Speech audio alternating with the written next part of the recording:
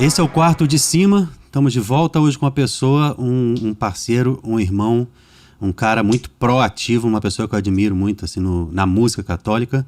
E antes de falar quem é, vocês já sabem que já viram pelo título, mas eu gosto de fazer essa surpresa. Vamos lembrar que o nosso Quarto de Cima tem uma parceria com a agência B16, que é uma agência especializada em marketing, design católico, para você católico que quer desenvolver um caminho, uma carreira, quer divulgar o seu trabalho, pode entrar em contato com eles no @B16 no Instagram ou no agenciab16.com.br. E o Labora Store, que é um marketplace tipo Mercado Livre, que também tem mais de 50 parceiros católicos, oferecendo os mais diversos produtos.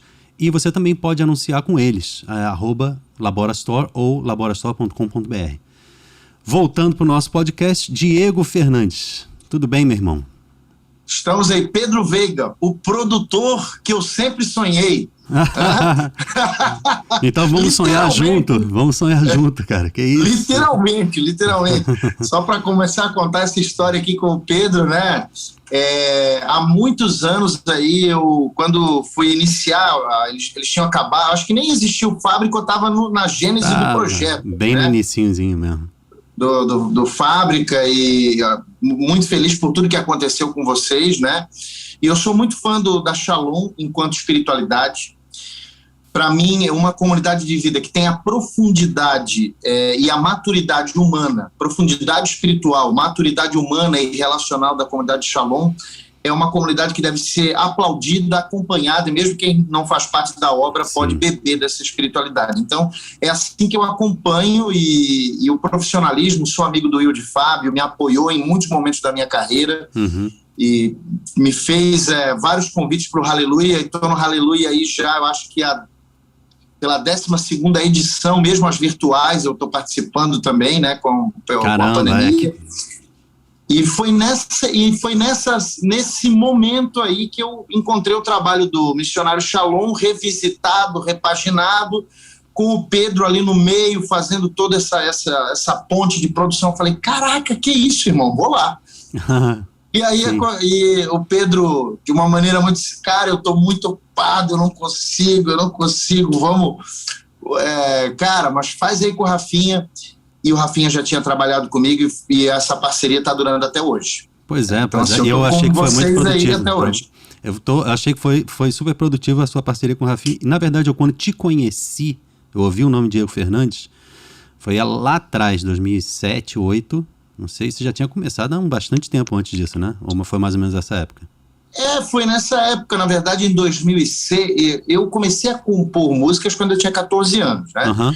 Aí depois, na Canção Nova, fiquei na Canção Nova há 8 anos, eu fiquei de 2000 a 2007, então no ano 2000 eu comecei a participar da televisão e tal, compor também algumas músicas, ali 2004, 2006 a Eliana Ribeiro grava as minhas músicas Livre Acesso, Deus Te Vê, Pra Te Adorar, a música de casamento dela, em 2006, e eu começo no final de 2006 a fazer os primeiros shows, e 2007, em julho, eu faço o primeiro show, assim, televisionado e tal, foi no PHN, que foi o lançamento do meu primeiro CD, produzido pelo Fábio Henriques, que inclusive é do Rio aí, né? Não, e logo depois, então, eu acho que quando eu ouvi o nome de Diego Fernandes, foi mais ou menos por aí, quando você fez o primeiro DVD, se não me engano. Então, deve ter sido um pouco já foi depois. Em 2011. Foi um pouquinho depois, então. 2011. Não, então não foi o primeiro DVD. Foi alguma coisa que o Rafinha estava fazendo antes disso. E ele estava lá em casa, eu não sei porquê, fazendo alguma coisa que ele foi... Eu não sei se estava sem computador, não sei mais qual era, já tem tanto tempo isso.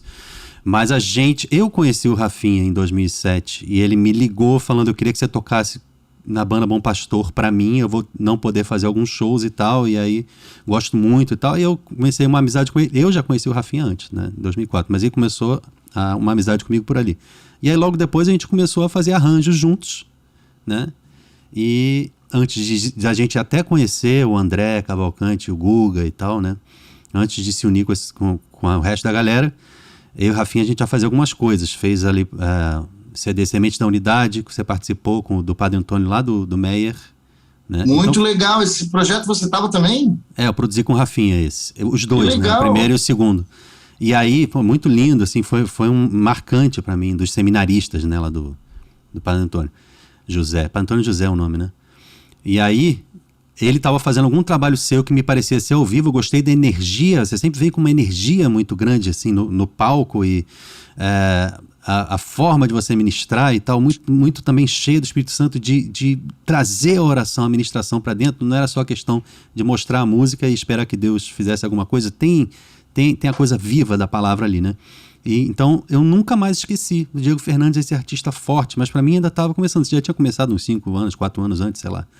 Mas, e ali, passa um pouquinho depois, você me liga. Alguns anos depois, né? Aí eu já estava no Rio Mar, o pessoal, o André, o Guga estavam lá, o Renan e o Rafinha que me apresentou a eles. A gente começou a trabalhar juntos. Você me liga e eu não posso nunca mais me esquecer, porque eu já dei murro na parede depois desse dia que você pergunta se eu poderia trabalhar. Eu estava fazendo outras 3 coisas e eu não poderia. Eu ia ser, assim, como é que eu vou dizer? Até esqueci a palavra. Mas eu ia ser irresponsável se eu dissesse, vamos fazer, e eu ia fazer um trabalho que não fosse digno dos teus, né? Mas e a velocidade era outra também, né? Porque hoje a gente tem um time assim, faz um single e tal. Antes era uma coisa do projeto inteiro. Então você precisava pegar um recorte da tua produção, do teu tempo de produção e ficar focado naquilo ali, né? Era um álbum de 14 faixas que geralmente o artista precisa para o mês seguinte, né?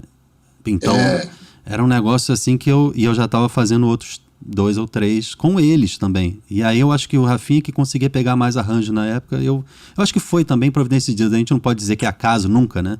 Então, já existia um contato seu com o Rafinha, já tinha feito coisas, e aí, cara, e eu até lembro que eu falei assim, é a mesma galera. Então a qualidade é igual. Aí você me perguntou, mas então qual é a diferença de eu produzir contigo ou não? Assim, a cabeça do produtor é uma, do outro produtor é outra, né? Mas se a equipe traz uma consistência, a gente fica confiante. E desde então eu nunca mais quis gravar com outras pessoas, até que a gente se tornou, de certa forma, um grupo, uma corporação, que depois a gente batizou de A Fábrica Produções. Mas antes eram amigos que se identificavam musicalmente, né? Já era Deus unindo ali. Você sabe uma coisa que você está falando, eu não conseguia gravar mais com ninguém. O que acontece? Eu gravei com outras pessoas e até falei para eles, poxa, eu acho que nos últimos anos aí a gente produziu acho que umas 30 faixas ou mais até. E aí eu fiz algumas incursões, né, com outros amigos e tal, até para experimentar como é que é. Eu acho que é super saudável. Rafinha, claro, pô, vai lá, irmão. Imagina, tem que ser mesmo, claro. Tem que e até para dar uma refrescada na cabeça. E aí o que é engraçado, eu fui para um, para outro. Ô, Rafinha, vamos produzir mais uma? Aí voltei, produzimos mais uma. E certamente, depois dessa pandemia, desse período, eu quero produzir uma coisa um pouco mais. A gente tem uma faixa, a gente tem ainda 7 faixas que eu não lancei. Na verdade, mais, porque o projeto, o ano 10 acabou virando ano quase 13 por conta da pandemia, né? A coisa foi passando, o projeto ficou pronto, eu fui... Porque antes a gente fazia o quê? Você pegava um produto, lançava ele inteiro e acabou. O que o pessoal da Sony orientou? Divide em 3 partes, faça como se fossem projetos audiovisuais diferentes e lance isso daí. Só que, meu amigo, para bancar isso no meio da pandemia, ficou complicado. Então a gente fez o áudio, aí na hora que eu ia gravar, foi bem no começo da pandemia, a terceira parte em vídeo, os músicos disseram, não, tem uma pandemia, eles não sabem nem o que é a doença, a gente não vai gravar. Então deu uma travada. Mas então tem muita coisa, inclusive tem uma música muito bonita chamada Shekinah, que eu fiz, e no meio de uma adoração, assim, no meio da oração que a gente gravou também com o pessoal do Fábrica. E é isso, assim, eu acho que essa coisa da qualidade, e não só o lance da qualidade, o que eu gosto é da praticidade, do profissionalismo e da maneira tranquila de conversar, que me chamou muita atenção tanto do Rafinha quanto de todos os outros, né? O Rafinha é zen, a galera de vocês é uma galera, não sei qual é o temperamento, mas é uma galera que é good vibes only, assim, entre a gente às vezes a gente fica um pouco Dá mais... uma tretinha. Não, tipo, eu acho que o Guga é um cara que às vezes fica impaciente, Renan, eu também e tal, mas na hora da gente, não, vamos trabalhar, né? Então, zen, mas o Rafinha é zen para sempre, assim. Ele é good vibes on. Good vibe para sempre. Não sei o quê. Ou então, como então, é que legal, é isso, cara? E tal, até aí, a voz dele, assim, você já vê que tem uma tranquilidade no ser, assim. E durante os anos eu também fui mudando, porque eu sou um cara muito enérgico no palco e também muito enérgico nas minhas relações, né? Uhum. E eu bati muito cabeça, errei muito na vida e ainda erro, né? Mas assim, fui para psicologia, me formei, inclusive eu estou aqui no meu consultório. A psicologia me ajudou muito a pensar as minhas relações, a maneira que eu falo, a maneira que eu peço as coisas, a maneira que eu recebo as críticas. No palco também me ajudou muito, o relacionamento com as bandas. E eu estudei depois também uma pós-graduação em comunicação não violenta. Então isso me ajudou muito. Então até o Rafinha lá atrás, eu acho que teve mais trabalho comigo. Então agora eu já estou um pouco mais trabalhado, uma versão um pouco melhor. Não, falando em temperamento, eu acho que ele deve ser o fleumático da galera. Eu sou definitivamente melancólico. Você acha que sendo melancólico me atrapalha na produção, no trabalho, na relação com as pessoas? Você sabe que eu posso até ler um trecho do Aristóteles sobre melancolia para você. Olha aí. Vai, diz aí. E uma coisa interessante, a melancolia, ela era, na época da filosofia antiga, meio que ela é a avó, poderíamos dizer, da depressão. Mas não era a depressão. Melancolia não é o que é a depressão, a maneira sistemática e sintomática que é a depressão. Porém, é interessante a gente pensar que um Aristóteles pega e glamoriza literalmente a melancolia. É muito interessante. No Problema 30, no livro Problema 30, ele diz o seguinte, ó: todos os homens que foram excepcionais no que concerne a filosofia, política, poesia, artes, aparecem como melancólicos. Caramba. A ponto de serem tomados pelas enfermidades oriundas da bile negra. E entre os heróis, muitos outros parecem sofrer o mesmo patos entre esses. Entre os mais recentes, aí ele vai citando Empédocles, Platão, Sócrates e muitos outros ilustres, e ainda a maior parte deles dos que se ocupam da poesia. Então existia na melancolia uma coisa assim hoje, na verdade, é exatamente o contrário, né? Você coloca uma foto sua chorando, o pessoal vai dizer, você é louco, cara, o que aconteceu com você? Antes o cara que era dado às coisas interiores, ao pensamento, mais introspectivo, ele era literalmente ovacionado, celebrado, né, festejado pelos outros, dizendo, pô, esse cara é um cara das artes, da poesia, da filosofia. Até gostei agora de ser melancólico depois desse trecho aí, né? Comparado a Platão, não, maravilhoso, né? Mas hoje a gente tá num ritmo de vender rápido, falar rápido, coisas assim, tem que ser muito mais extrovertido, a gente se força, né? A ser sempre atraente, interessante, criativo, né? Então, e principalmente na pandemia, que a gente agora tem que viver online, né? Então é diferente, mais rápido ainda, mais intenso, né? Você tem quantos anos? 41 agora. Eu tenho 39, acabei de fazer agora dia 1º de junho. Cara, você falando disso, eu lembrei de algumas coisas, né? A nossa geração não é uma geração, nós não somos nativos digitais, né? Não. A internet nasceu aí em 90, 91, e depois as coisas foram se organizando, e os aplicativos, os vídeos que antes era de 1 hora e tal, tem algumas coisas de 1 hora, live e tal, enfim, mas os conteúdos foram ficando cada vez menores, e até as músicas, né? As músicas antes eu lembro da música radiofônica, era música de 3 minutos e 30, hoje tem música de 2, tem música de 1, tem música de 1,5. A música começa já no refrão, assim, para poder já não perder o ouvinte, né? E internet pro Brasil, né? Começou perto do ano 2000, assim, internet no Brasil começou a funcionar em 2000 mesmo, né? Antes disso a gente sabia que existia, mas não usava para nada, usava só SMS, pager, essas coisas antes, né? Então... E eu sou um pouco... ao mesmo tempo que eu sei da necessidade, eu trabalho, tenho o projeto Ser Músico Católico, que é um curso de formação humana, espiritual, profissional, mas fala muito de marketing, de carreira, fala disso tudo, e eu sei que por conta disso eu também tenho que dar um exemplo de um cara que está ali presente o tempo inteiro. Mas, ao mesmo tempo, essa história do exemplo passa por uma coisa da humanidade. Eu acho que a gente pode e deve também Cara, se eu não tô afim de fazer esse story, se eu não tô bem pra... Não vai, cara, sabe? Porque às vezes a pessoa começa a se forçar demais e...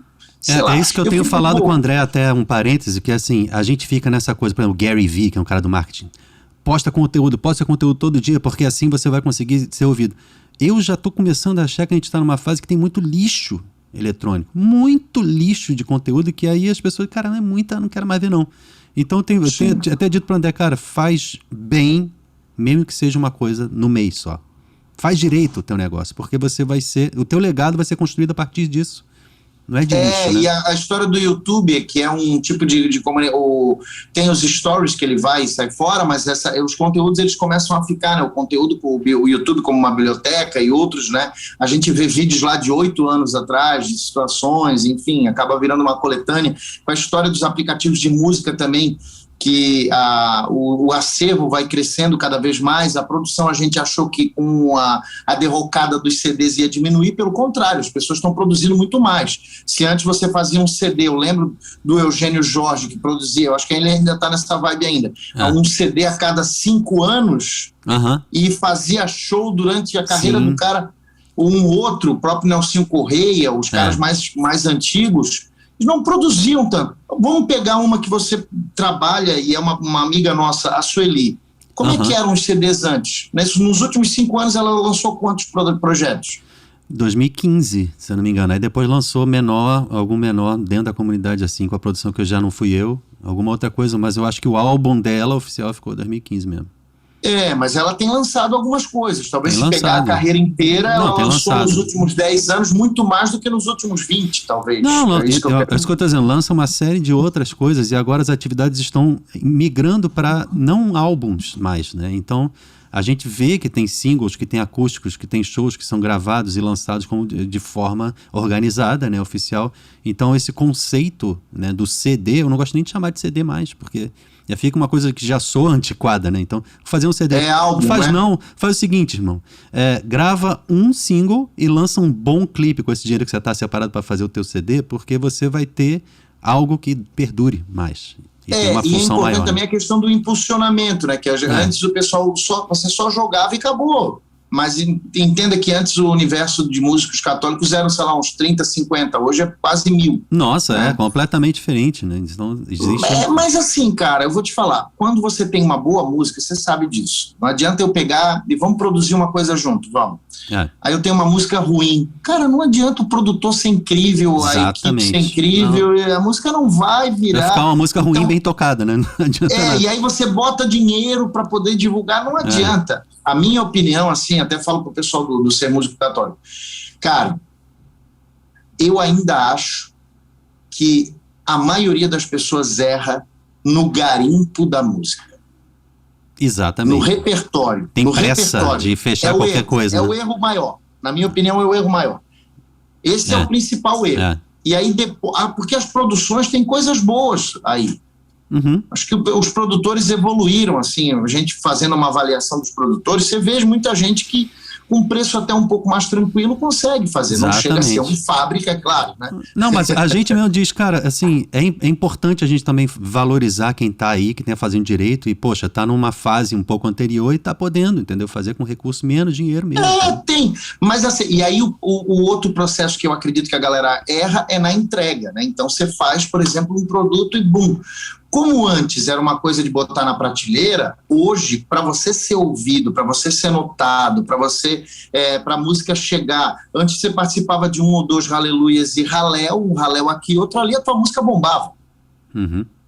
Hoje, no tanto de música que tem para você, por isso que também, Pedro, eu estou fazendo o seguinte, eu estou atualizando as minhas músicas. Né?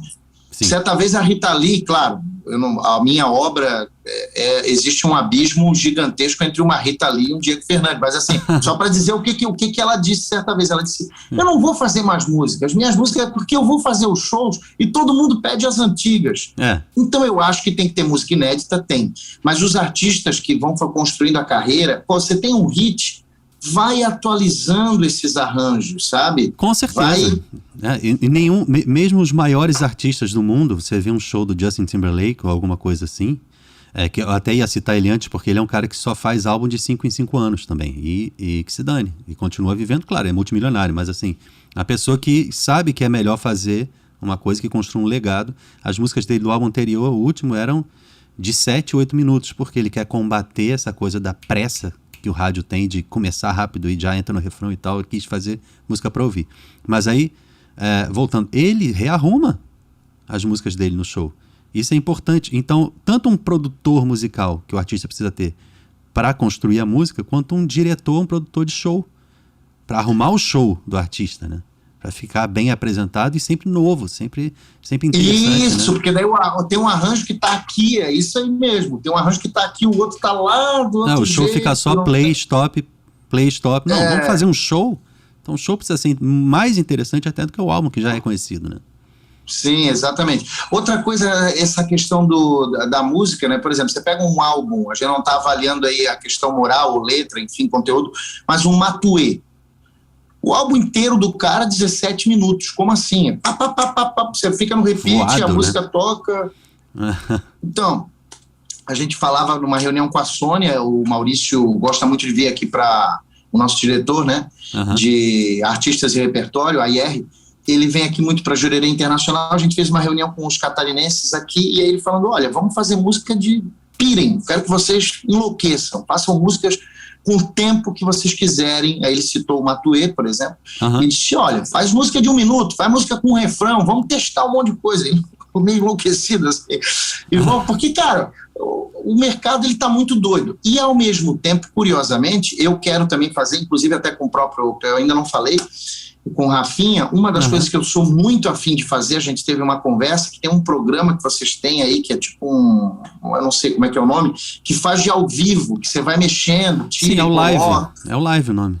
Mas o live ele serve para gerenciar o show do artista. Então, tipo, às vezes o artista está ministrando uma coisa espontânea e ele quer fazer o refrão de novo, ou ele quer voltar pro B ou pro A. No live você já clica e ele, sem sair do compasso, faz a repetição. Sensacional. Live, sensacional. Nome, Live, é um programa muito importante hoje. Depois você me manda aí um print desse equipamento aí que eu quero trocar uma ideia. É um software. Alguns amigos. É um software. É um software. Pro Tools. Tipo Pro Tools. Você monta o teu show, o show do artista ali. Então já tem as faixas. Tipo, o produtor que tem as faixas separadas. Por exemplo, eu quero tocar o piano ao vivo. Então eu tiro da sessão o piano gravado para poder fazer o meu. Ou então, o que eu... É muito louco, porque ao mesmo tempo que a gente tem um Matuê, aí eu citei até lá no dia o sucesso de uma poesia acústica. Uma galera que todo mundo se junta e daqui a pouco cada um na hora cria um refrão e vamos gravar. Faz uma imersão, um camp composer, sei lá, o cara vai lá, todo mundo se junta, uma experiência imersiva. E a música fica com 17 minutos, com um monte de coisa incidental, citação de outras músicas. Nossa, fica experimental pra caramba. Né? E, na verdade, isso vira entre a galera. Uma galera curte isso e ouve e tem o projeto 1, o 2 e lança no perfil de todo mundo e dá uma baita loucura. Exatamente. Eu tenho vontade de fazer um negócio desse. Tenho muita vontade. E talvez o meu próximo projeto seja uma parada dessa daí. Também um outro cara que eu achei incrível, que eu acho ele incrível, tem vários projetos, é o Mike Love, aquele regueiro. Pô, o cara faz o negócio, aquela história do looping, a música tem 10 minutos, 15 minutos e acrescenta e ele vai. Já regrava e vai fazendo camadas em cima, né? Então aí o cara toca e bota isso no Spotify. O Ed Sheeran fazia isso ao vivo, eu acho que faz ainda ao vivo, assim... Que ele tá sozinho no palco, pega aquele violão encardido dele, cheio de marca, com adesivo assim, mas maravilhoso o som, e ele com um pedal grava uma camada e depois toca outra em cima, a segunda camada tá gravada, ele vai adicionando e vai cantando em cima e fica como se fosse uma música cheíssima, né? Cheia de elementos. O Mauro Henrique fez isso, inclusive ele tem um projeto chamado Looping, até levou o Eli Soares, levou o Guilherme de Sá, levou uma galera para fazer junto com ele também, foi bem legal, viajou o Brasil com alguns desses, mas eu digo para você que tem algo até anterior, né? O Stan Fortuna, que é um frei americano, lembra? Ele lançou o Brazilian Collection pela Canção Nova, é um frei com dread, assim. É mesmo? Quero conhecer. É muito louco, tu não conheceu ele? Não, eu vou te mandar ele toca baixo, mas toca muito. E ele fazia o looping no baixo, depois ele fazia o looping vocal, everybody go to suffer. Ele manda um hip hop muito louco. Ele joga basquete lá no Brooks. Ele é um cara que tem uma inserção pastoral muito massa, fez várias pregações da Canção Nova, eu participava lá na época do Revolução Jesus, do Ponto Bom, a gente entrevistou ele também. Então é um cara incrível, e ele já fazia essa história do looping lá atrás, isso aí devia ser 2006, 2007 também. Legal. Ele já fazia. Inclusive tem uma curiosidade dele, que sabe o Marcelinho Soares, que toca baixo, que toca com o Padre Fábio de Mello, tocou com muita gente aí famosa também, o Marcelo tocou no Vida Reluz, ele fez a ponte do Arthur Maia com o Stan Fortuna. Os dois Nossa, foram então monstruoso. Não, o cara é monstruoso. O Arthur Maia ficou de cara. Eles foram fazer um show, se não me falha a memória, Maria Bethânia, lá em Nova York. Os dois juntos? E o Arthur Maia pirou com esse padre, e o padre fazendo, mas é um baita som mesmo. Não é, e o Arthur Maia é o rei, né? É um dos maiores do mundo, né? Exatamente. Saudoso Arthur Maia, saudoso Arthur Maia. Exatamente. Essa coisa de música de ouvir, eu lembro que no começo, quando comecei a trabalhar com o Ed Fábio e tal, era uma época que a música católica, não só o Shalom, né, mas existia uma pressa e uma urgência de fazer músicas que funcionem no palco. Então, a música, ela meio que se conformava a uma coisa de pular bastante, tira o pé do chão, e acabava que, na maioria das vezes, já se escolhia um repertório voltado para isso, e algumas músicas que não tinham esse perfil, a gente tinha que estuprar a música, virar uma coisa que ela não é, né? Então é uma palavra horrível, mas assim, entenda. Tinha que virava um Frankenstein, né? Porque eu não estou nem querendo dizer transformar, que parece ser positivo, é uma coisa negativíssima para a música, você pegar uma música que é feita para ouvir de uma maneira ou para rezar de uma maneira e você transformar ela numa música que funcione só para o palco. E eu dizia isso, olha, a gente precisa fazer música também para ouvir, porque o católico, o indivíduo, ele quer parar no quarto dele, ele quer ir para o trabalho no ônibus, no carro, ou seja o que for, ouvindo e podendo rezar com aquela história, podendo meditar sobre aquela música. Então, vamos lembrar dessa. E essa coisa do experimental que você falou, essas músicas de 17 minutos, ou com introduções maiores, ou alguma música profunda, e nem vai funcionar no palco, às vezes. Nem precisa. Não. Entendeu? Não é, palco não funciona isso não, é uma nem precisa, ideia. Entendeu? Assim, o Frei Gilson, me lembrei agora, ele faz um pouco mais livre e funciona no show dele, que ele reza bem, ele faz uma ministração bem livre. Às vezes a música não tem nenhum formato pré-formatado, tem um refrão e pronto, né? Hillsong, às vezes tem isso também. Mas é uma fase nova. E a gente há 10 anos não tinha isso. Era uma urgência de fazer músicas A, B, refrão, C, refrão, acabou. Né? Sim. E fica comercial demais. Então eu gosto mais dessa fase hoje. Em relação a quando eu falei da pausa que eu fiz com vocês ali, a primeira coisa que eu produzi foi uma música com o Maninho. Falei, cara, eu quero fazer uma música diferente de tudo que eu já fiz.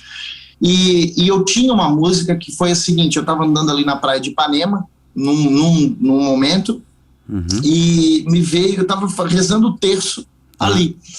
E aí, você tá ali em Ipanema, rezando o terço, Ipanema e nada graça. Melhor. Nossa, Ave Maria cheia de graça, olha que coisa mais linda, mas cheia de graça.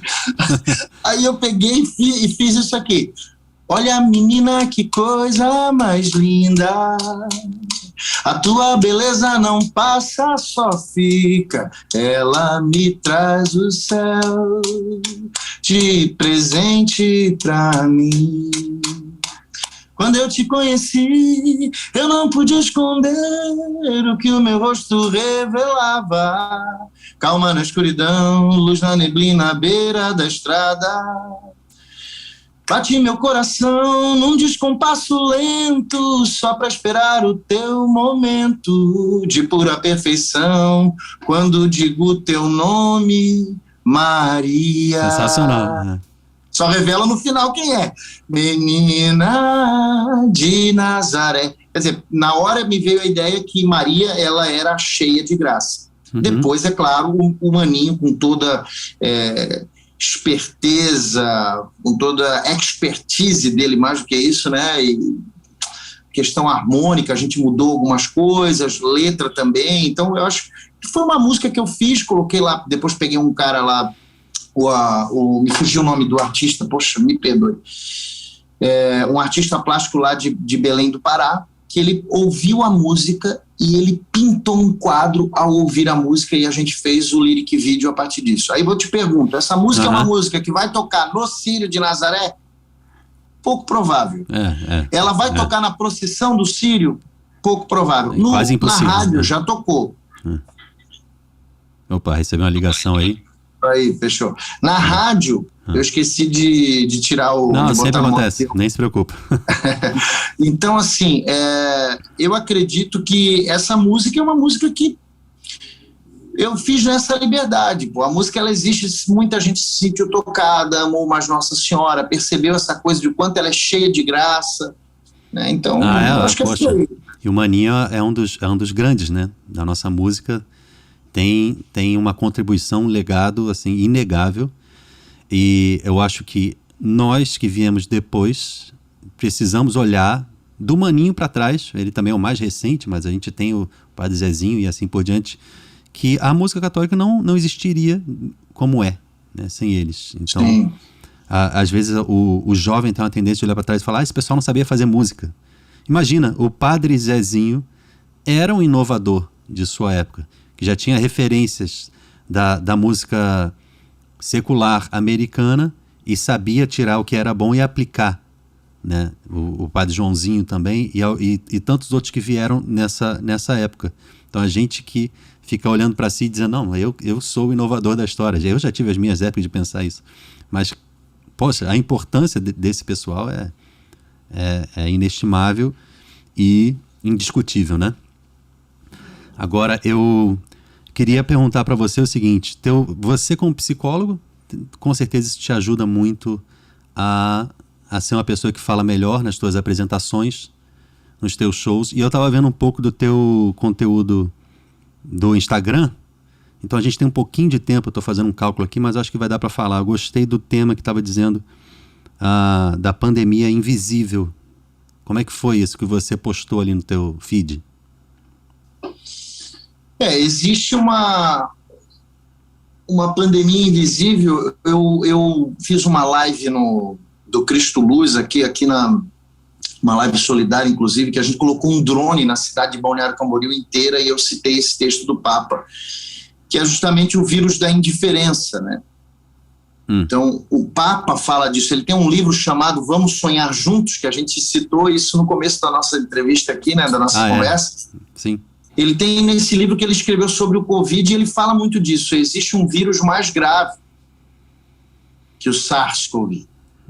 Muito mais grave que esse que gera a doença do Covid-19, que é o vírus da indiferença. Então, a gente precisa pensar sobre isso. Quantas milhões de pessoas morreram? 3.700.000 pessoas morreram de fome, ele diz no livro, em 2020. De fome. Então, e aí, a fome é uma pandemia. Existe a questão da indiferença muito nessa história aí, né? Então, a gente não pode ficar indiferente, a gente precisa pensar sobre isso, rezar sobre isso e fazer música sobre isso para conscientizar e viver isso, né? Nessa live, inclusive, a gente fez uma live solidária, arrecadamos um valor legal até, e distribuímos para 9 entidades que cuidam de pessoas em situação de rua. E assim, eu me vejo questionado por Deus frequentemente. Nas minhas orações, estou rezando e tal, e nos palcos me vem Mateus 25, bate na minha cabeça como: ei, acorda, não é só levantar a mão para o céu, você precisa estender a mão para o seu irmão, você precisa olhar. E aí, é claro, o pessoal fala, porque você é um cara, fala da Lumen, fala de outra entidade, você tem uma causa. Até lá no Aleluia a gente, né, ganhou o prêmio lá do melhor show. Pô, foi o melhor show por quê? Porque também a gente ia doar o cachê o prêmio pro pessoal da Lumen também. Galera gostou, mas muita gente votou e foi muito legal, né? Isso daí, e a gente fez esse processo, levou o pessoal do Lumen lá pro palco, E aí não é porque eu quero fazer uma coisa, né, mas é uma coisa que me incomoda no meu quarto, assim, eu boto a minha cabeça no travesseiro, me incomoda. Tem que incomodar, e a gente tem que lembrar também, né, falando da pandemia, na nossa responsabilidade, porque afeta a vida dos outros.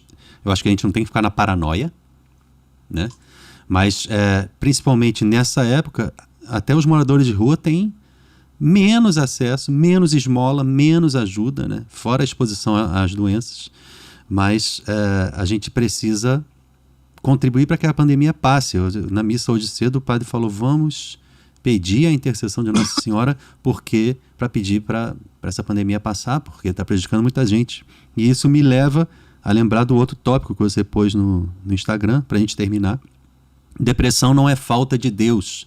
Acho que uma coisa liga a outra, porque acho que na pandemia a gente fica mais parado e aí quimicamente a gente fica mais suscetível a se deprimir, porque falta o trabalho, porque falta o dinheiro e a gente não faz mais as atividades que fazia antes e fica um pouco mais recluso, entristecido, que leva à depressão. O que você pode falar sobre isso? Primeiro que muita gente fala, né, você não pega alguém que quebrou a perna e diz assim, você quebrou a perna? Vai engessa não. Vamos fazer o seguinte, vamos andar no shopping agora, que essa tua perna, na andada no shopping, você vai começando a andar, vai ficar bem, vamos caminhar na praia, caminhada na praia, corridinha, vamos um cardio, que você vai, essa tua perna quebrada vai melhorar. Vamos embora. Aquela expressão americana, walk it off, né? Walk it off, você anda para superar, né? Só faz o seguinte, você quebrou a perna? Não, engessa não. Você quebrou a perna porque você não acredita em Deus, que você não está caminhando com Deus. Você não está caminhando com Deus, você quebrou a perna por isso. Por isso que você quebrou a perna. Não engessa não. Nós vamos fazer assim, além de ir no shopping, vocês vão para academia, porque a academia é uma coisa maravilhosa, porque daí o músculo ele vai, e esse músculo ele vai te ajudar. Bom, é meio louco pensar alguém falar isso. Não fala, ninguém fala. O pessoal fala, cara, você é louco, vai engessar isso, você vai fumar essa fratura aí, tu vai ficar deslocado, vamos agora para o hospital. Quando falta serotonina no cérebro, sim, a pessoa fica em depressão. Serotonina é um neurotransmissor que vai lá para o neurônio e comunica o hormônio do prazer. Quando tem muito estresse, noradrenalina, cortisol, enfim, tem outros aí. Né? Tanto a questão da ansiedade quanto a questão da depressão. E aí a gente vai no dentista quando dói o dente, engessa a perna quando está com a perna quebrada, mas a gente ainda tem o que o Conselho Federal de Psiquiatria e Psicologia chamou de psicofobia. Um preconceito. Meu avô tinha. Preconceito com quem está sofrendo alguma questão no cérebro. É uma reação neuroquímica ali. Pode ser alguma causa externa, uma perda, uma separação, um evento traumático, mas pode ser alguma coisa endógena dentro da gente que não tem nenhuma causa específica. É uma questão orgânica. E santos, profetas, textos bíblicos, santos que pediram para morrer. Ou seja, quem é que pede para morrer? Quem está com depressão. Não está escrito depressão ali. Então, esse desejo de suicídio, desejo de morte, e aí a pessoa não é acolhida, ao invés de ser acolhida, porque a pessoa não é que ela não tem vontade de rezar e é preguiçosa para rezar, ela não tem vontade de fazer sexo, ela não tem vontade de rezar, ela come demais ou come de menos, ela dorme demais ou dorme de menos. Toda a vida da pessoa tá. Então a depressão, ela não é falta de Deus, ela é uma doença e assim como qualquer outra, ela precisa ser tratada. Quebrou a perna, vai engessar.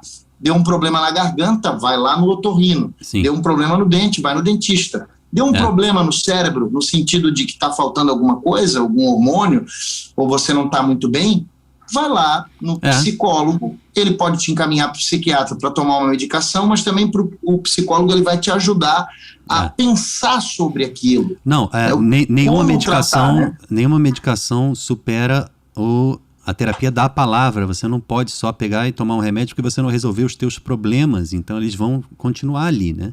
Você vai ter que tomar o remédio o resto da vida. Então a terapia da palavra é o caminho para você nem precisar mais do remédio. Pode existir uma fase, e todo psiquiatra vai dizer isso, né? A gente precisa, daqui a um tempo, desmamar esse teu remédio. E para isso você precisa de um caminho de autoentendimento, de cura, de perdão. Então você precisa da terapia da palavra para isso, né? E o que eu ia falar antes, que era interessante, não existe, é um desequilíbrio químico. Então, se é um desequilíbrio químico, não adianta você só, né, resolver numa Ave Maria. Deus é o Senhor da existência, era isso que eu ia falar. Deus é o Senhor da existência. Então, ele é quem proveu a humanidade, a natureza, os recursos, os medicamentos, os profissionais. Então, você tem que entender que a providência de Deus, saber que existe um profissional, existe um caminho de tratamento, de cura aí. É isso. Diego, chegamos na hora, tanto para você quanto para mim. Você tem uma live daqui a pouco e eu tenho uma pessoa batendo na minha porta aqui atrás. Tem que pegar também minha filha agora no colégio. Obrigado. Eu acho que a gente pode, se você quiser, vamos fazer mais uma em breve. Vamos! Porque tem muito papo bom para fazer aí. E gostei muito dessa nossa conversa, cara. Obrigado pela tua disposição e amizade. Valeu, e vamos fazer uma no Ser Músico Católico ali ao vivo também, para a gente poder falar. Eu acho que vai ser muito legal as pessoas entenderem o processo de produção de uma música, a gente pegar desde a gênese ali, da escolha do repertório, falar sobre isso, diferença de produção e tudo, o processo de vocês, eu acho que vai ser bem legal. Não, isso eu já aceitei, tô só aguardando aí a data, mas valeu, meu irmão, obrigadão, e vamos fazer sim. Um abração, cara, Deus abençoe. Valeu, tudo de bom, valeu, gente!